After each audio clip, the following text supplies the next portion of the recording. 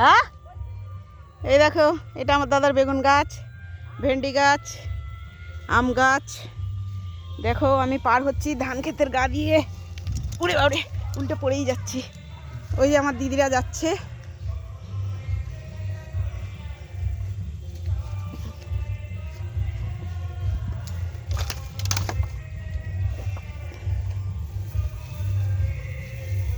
দেখো এই যে ধান ক্ষেতের মধ্যিখান দিয়ে যাচ্ছে।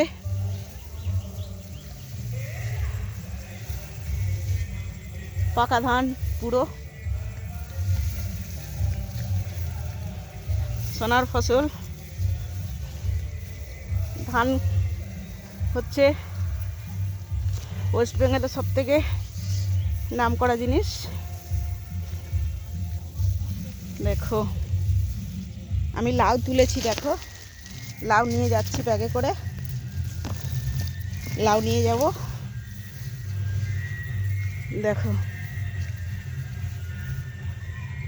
কিন্তু কাদা আছে জানো তো, একটু একটু। আমাদের হাঁটার তো অত অভ্যাস নেই, গ্রাম ছেড়েছি 25 বছর হয়ে গেছে, এখন শহরে মানুষ হয়ে গেছি, ওই জন্য এসে আর যেতে ইচ্ছা করে না। গ্রামের পরিবেশই আলাদা। এই তো তোদের তুলছি তো, এই দেখো আমার 3 দিদি, দেখে নাও। হ্যাঁ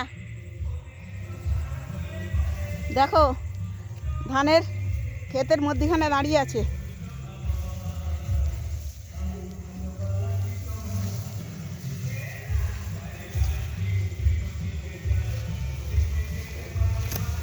দেখো সবাই যাচ্ছে।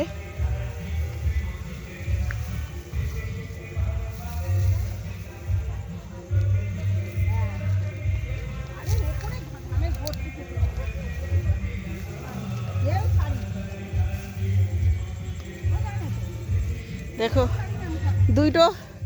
দুইটা ক্ষেতের ব্যবধানের মধ্যিখানে একটা সরু অংশ আছে, একটা পা ফেলার মতো, সেইখান দিয়ে আমরা সবাই যাচ্ছি।